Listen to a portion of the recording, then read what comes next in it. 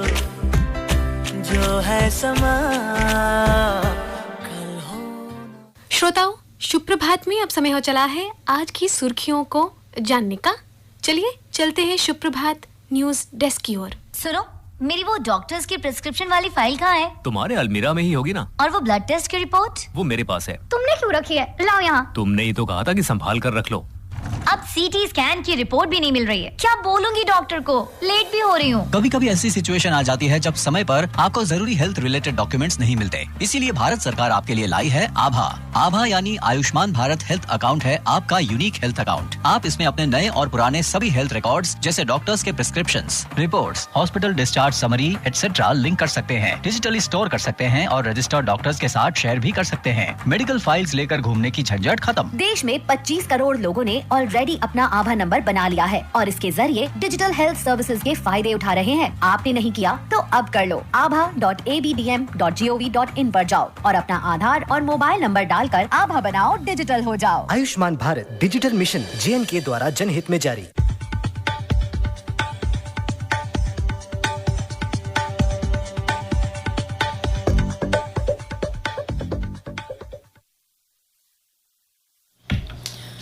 धन्यवाद सोनाक्षी।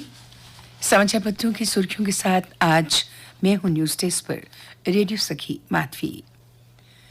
जम्मू कश्मीर में सही समय पर लेंगे चुनाव का फैसला।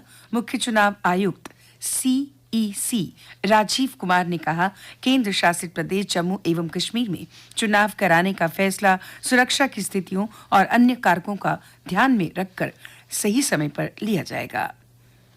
जम्मू कश्मीर राज्य के 5 अगस्त 2019 को 2 केंद्र शासित प्रदेशों में बांटे जाने के और वहां से अनुच्छेद 370 खत्म किए जाने के बाद से चुनाव नहीं हुए हैं। चुनावी ड्यूटी में लगे कर्मचारियों को अब अपने मताधिकार का प्रयोग निर्वाचन अधिकारी कार्यालय में ही करना होगा। अपने निर्वाचन पत्र को घर लेकर जाने की सुविधा अब चुनाव आयोग ने समाप्त कर दी। राजस्थान, मध्य प्रदेश समेत 5 राज्यों में चुनावी शंखनाद। अगले लोकसभा चुनाव से पहले अहम माने जा रहे 5 राज्यों में विधानसभा चुनाव की रणभेरी बज उठी है। चुनाव आयोग ने अगले महीने छत्तीसगढ़ में 2 चरणों जबकि मध्य प्रदेश, राजस्थान, तेलंगाना व मिजोरम में 1 चरण में चुनाव कराने की घोषणा की है। चुनाव कार्यक्रम के मुताबिक मिजोरम में 7 नवंबर, छत्तीसगढ़ में 7 और 17 नवंबर, मध्य प्रदेश में 17 नवंबर और राजस्थान में 23 नवंबर व तेलंगाना में 30 नवंबर को मतदान होगा। सभी राज्यों की मतगणना 3 दिसंबर को होगी। कार्यक्रम की घोषणा इसके साथ ही चुनाव आचार संहिता तत्काल प्रभाव से लागू हो गई है। ये समाचार आज सभी समाचार पत्रों के प्रथम पृष्ठ की पहली बड़ी सुर्खी के रूप में प्रकाशित हुआ है। इजराइल की घेराबंदी से दबाव में आया हमास के खिलाफ जारी लड़ाई में इजराइल ने हमले तेज कर दिए हैं। तीसरे दिन गाजा पट्टी की घेराबंदी करते हुए बिजली, ईंधन व खाने पीने के सामान की आपूर्ति रोक दी है। फलस्तीनी आतंकी संगठन के खिलाफ निर्णायक युद्ध में इजराइल ने 3 लाख रिजर्व सैनिक भी उतार दिए। दुनिया ने देखा दूसरे सबसे बड़े हिंदू मंदिर का वैभव। भारत के बाहर दुनिया के दूसरे सबसे बड़े हिंदू मंदिर का रविवार को अमेरिकी राज्य न्यू जर्सी के रॉबिन्सविले में उद्घाटन हुआ। स्वामी नारायण संस्था की तरफ से अक्षरधाम नाम से बनाया गया ये मंदिर 12,500 से ज्यादा स्वयंसेवकों की मेहनत से तैयार हुआ है। 2015 में इसका निर्माण शुरू हुआ। प्राचीन भारतीय वास्तुकला से प्रेरित इस मंदिर में भारतीय कला, संस्कृति और विरासत को उकेरा गया है। सामाजिक आर्थिक उन्नति के लिए गुणवत्तापूर्ण हो निर्माण। उपराज्यपाल मनोज सिन्हा ने सोमवार को जेवान में PM पैकेट कर्मचारियों के ट्रांजिट आवास स्थल का निरीक्षण किया। उपराज्यपाल ने चल रहे निर्माण कार्यों की समीक्षा की और निर्माणाधीन ब्लॉकों को समय पर पूरा करने और प्रगति की सख्त निगरानी करने का निर्देश दिया। बाद में उपराज्यपाल ने श्री अमरनाथ जी श्राइन बोर्ड के कार्यालय और यात्री निवास के निर्माण स्थल का दौरा किया और प्रतिष्ठित परियोजना पर हुई प्रगति का निरीक्षण किया।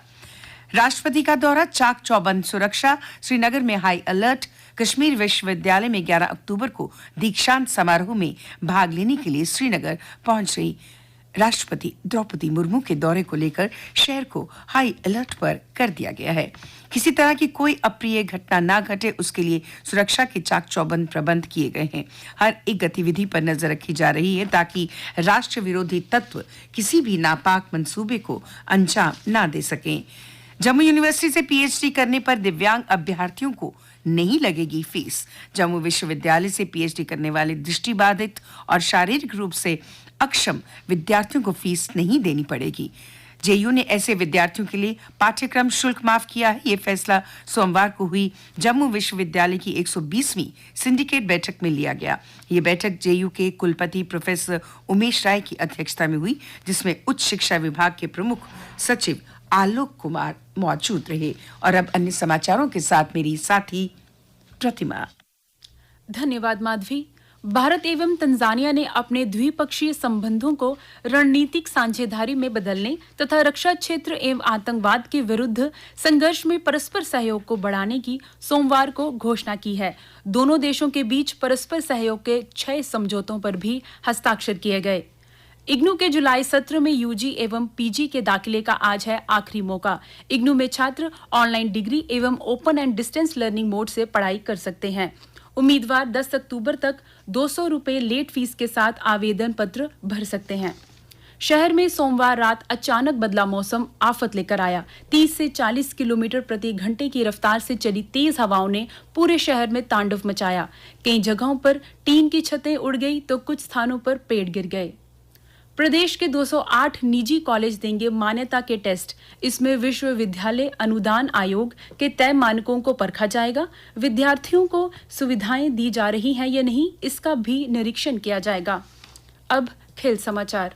क्रिकेट को 128 साल बाद ओलंपिक्स में शामिल करने की तैयारी की जा रही है। 2028 के लॉस एंजलिस ओलंपिक्स में क्रिकेट शामिल होगा। द गार्जियन की रिपोर्ट के अनुसार क्रिकेट के साथ फ्लैग फुटबॉल, बेसबॉल, सॉफ्टबॉल को भी शामिल किया जाएगा।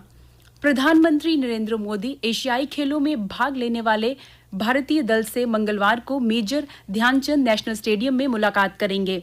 इस बार भारत ने इन खेलों में 28 स्वर्ण समेत रिकॉर्ड 107 पदक जीते और वह चौथे स्थान पर रहा। भारत का अब तक का यह सर्वश्रेष्ठ प्रदर्शन है। विश्व कप की शुरुआत से पहले पूरी तरह व्यवस्थित दिख रही टीम इंडिया का शीर्ष क्रम शुभमन गिल के बीमार होने के चलते ऑस्ट्रेलिया के खिलाफ पहले मैच में बिखर गया। गिल डेंगू से उबर नहीं पाए हैं और अफगानिस्तान के खिलाफ होने वाले दूसरे मैच में नहीं खेलेंगे। अब मौसम का हाल। मौसम विज्ञान केंद्र के अनुसार आज जम्मू संभाग में गरज चमक के साथ बूंदाबांदी होने की भी संभावना है। कल का अधिकतम तापमान 33.6 डिग्री सेल्सियस और न्यूनतम तापमान 21 डिग्री सेल्सियस रिकॉर्ड किया गया। आज सूर्यास्त 6:05 पर होगा और कल सूर्योदय 6:34 पर होगा।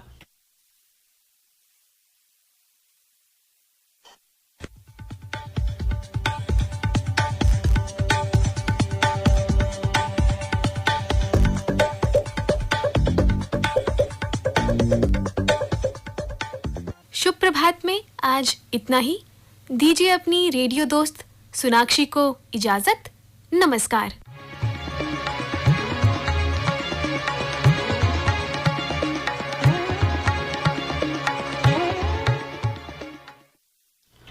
श्रोताओं, आप सुन रहे थे हमारा दैनिक कार्यक्रम शुभ प्रभात।